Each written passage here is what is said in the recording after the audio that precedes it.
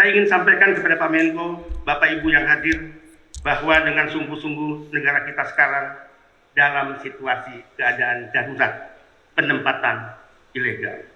Kejahatan terhadap PMI bersifat extraordinary, bukan sekedar TPPO, namun juga berbagai tindak pidana lainnya, melibatkan banyak oknum dari berbagai instansi kementerian lembaga. Saya ingin fair mengatakan, oknum kementerian lembaga itu termasuk oknum di lembaga yang saya pimpin, yang saya saat ini sedang melakukan bersih-bersih secara serius.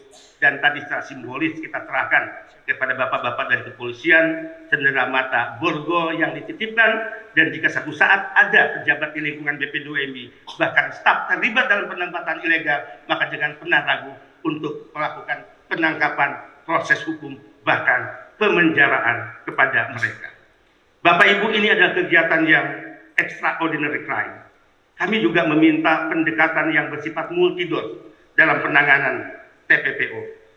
Juga tindak pidana korporasi dan tindak pidana pencucian uang. Harus dicari otak pelaku atau mastermind agar menimbulkan efek jerah. Ini adalah kejahatan yang dilakukan secara sistematis, terorganisir, dan melakukan banyak pihak. Memperjualbelikan anak-anak bangsa dalam perdagangan manusia atas nama pekerja migran sudah berlangsung sangat lama. Pesta pora para sindikat dan mafia yang mengambil keuntungan besar dari bisnis kotor ini seolah tidak bisa disentuh oleh hukum negara.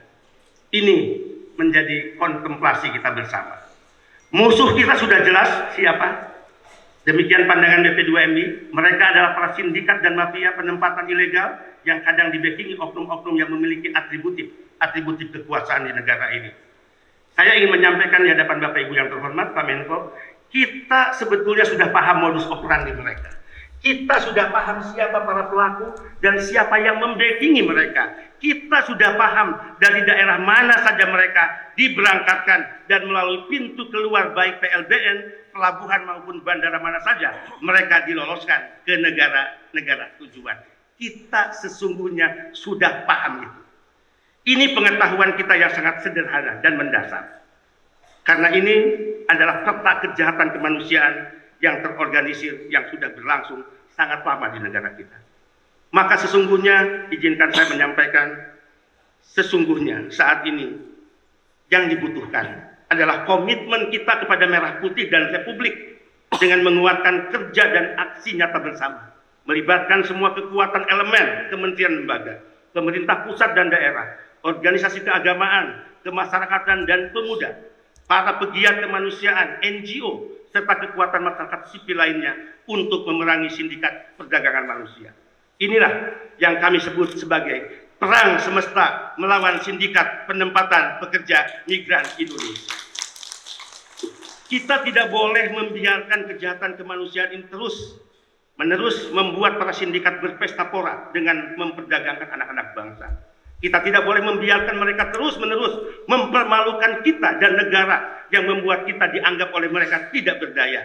Kita tidak boleh membiarkan mereka terus-menerus berpikir bahwa setiap aparatus negara atau mungkin kita yang hadir di ruangan ini, kita bisa dibeli oleh uang milik mereka.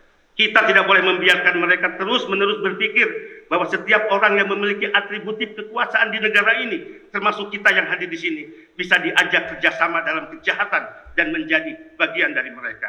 Yang akhirnya, catatan sejarah bangsa ini yang kita wariskan adalah sebuah takdir negara yang kalah dan tidak berdaya karena tidak mampu menyentuh setiap kejahatan yang mereka lakukan.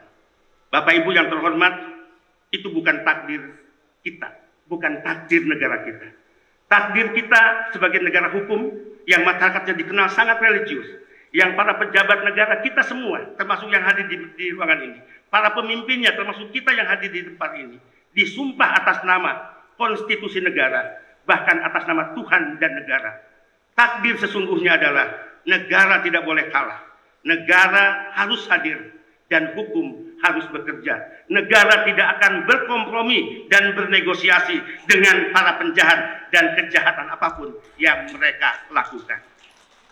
Semoga diskusi ini mendorong kerja dan aksi nyata bersama. Perang melawan sindikat yang revolutif, sosialisasi yang masif, pencegahan yang aktif, dan penegakan hukum yang progresif.